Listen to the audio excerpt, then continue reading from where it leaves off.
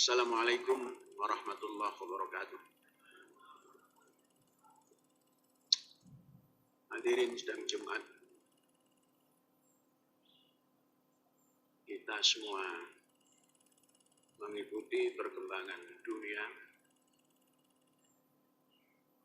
khususnya di Asia. Di bulan Agustus ini ada satu sejarah yang diukir oleh warga Afghanistan.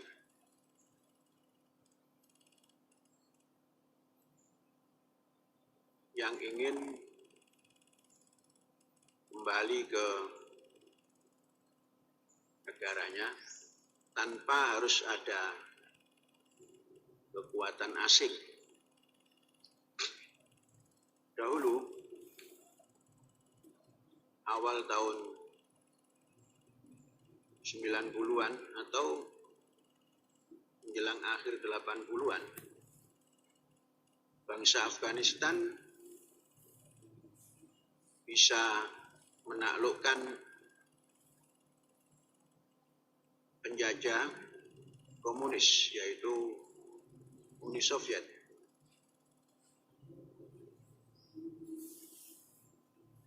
Pada 1996 kalau tidak salah.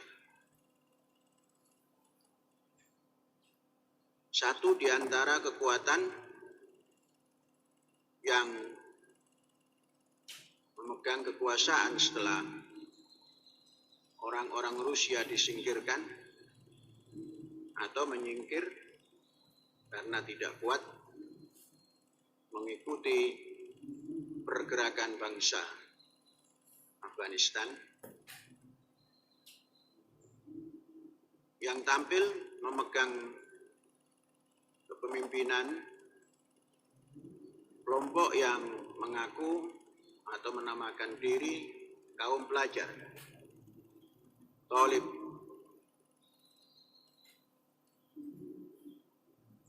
Kemudian disebutlah Taliban. Tidak terlalu lama mereka memegang kekuasaan dengan dalih melanggar hak asasi manusia. Amerika masuk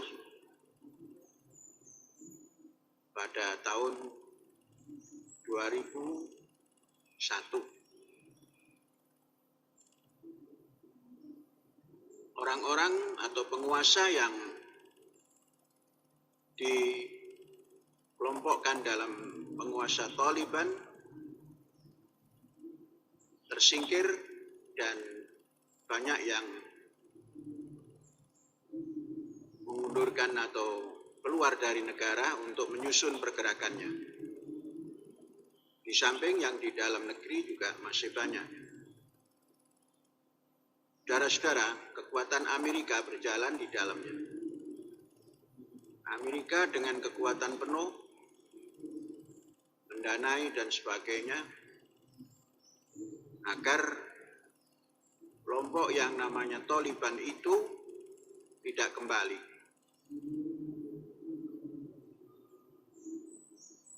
Dibentuklah pemerintahan yang sangat pro kepada Amerika. Dilatihlah polisi dan tentara. Dalam tempo 20 tahun, bangsa Afghanistan yang berkumpul dalam perkumpulan Taliban ini terus bergerak tanpa menyerah, baik yang di luar dalam pengungsian maupun yang di dalam. Di bulan Agustus tahun 2021 ini, tertanggal 10-an itu, mereka bisa masuk kembali ke Afghanistan dan menduduki Kabul dan berada di istana kepresidenan, dan presiden jajarannya mengungsi ke luar negeri. Saudara-saudara, saya ingin sedikit membahas ini.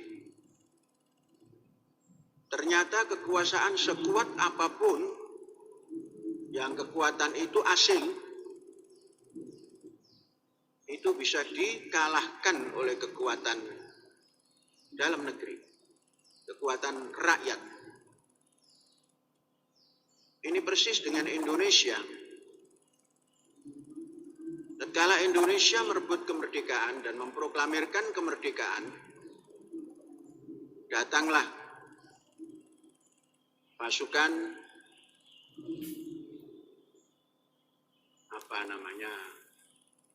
koalisi yang dipimpin tentunya di balik layar Amerika. Sekalipun yang tampil adalah Inggris dan Australia, tapi di balik itu semuanya Amerika ada di belakang layar. Kemudian mengambil alih dengan serangan-serangan agresi dan sebagainya, dan dipecah-pecah kekuatan Indonesia menjadi negara serikat. Baru setelah itu penyerahan kedaulatan, dan menyerahkannya bukan ke Republik Indonesia, tapi ke Perkumpulan Negara Indonesia Serikat. Yang kemudian tak lama dari itu menggabung lagi menjadi Negara Kesatuan, mosi daripada Bapak Muhammad Natsir, dan disepakati sampai dengan hari ini. Kekuatan asing sekuat apapun terkalahkan oleh rakyat yang bersatu. Nah, ini imbangan daripada orang-orang di Afghanistan. Dan Amerika menyebarkan isu seakan-akan orang-orang ini adalah anjing kurap. Negara-negara termasuk Indonesia memberikan lakop julukan pada orang yang tidak disukai sebagai Taliban.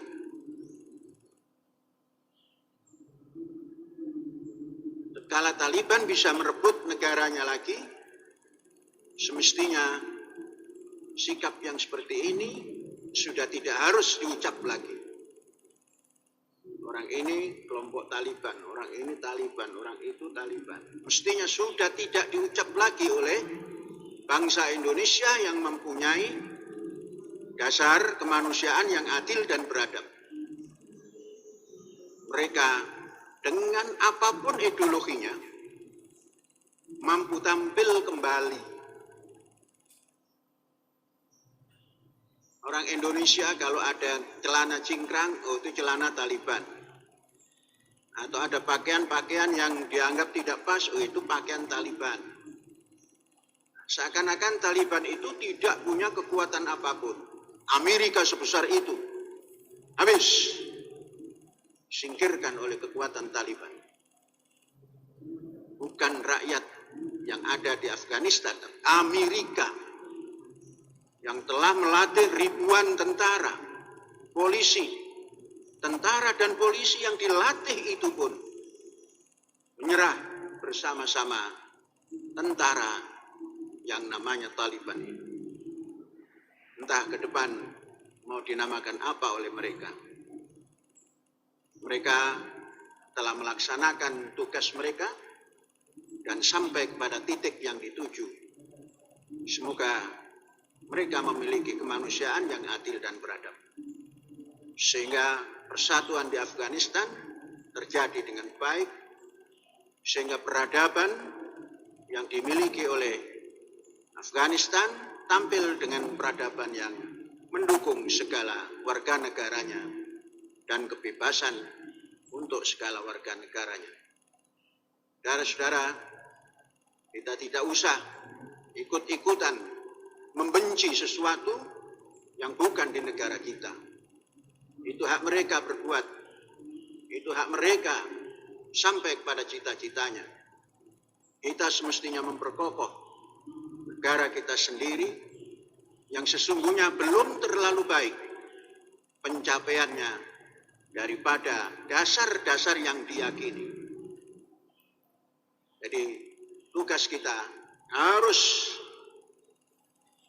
meletakkan dasar-dasar yang kita yakini ini sesuai dengan ucapan dan perbuatan. Nah, ini saja pesan saya dalam menyambut salah seorang atau sekelompok manusia yang memperjuangkan cita-citanya dan sampai kepada apa yang mereka tuju. Mudah-mudahan mereka mampu menjabarkan cita-citanya dalam kenyataan perbuatan. Hadza wallahu yar'ana wa yakhwaduna walhamdulillahirabbil alamin.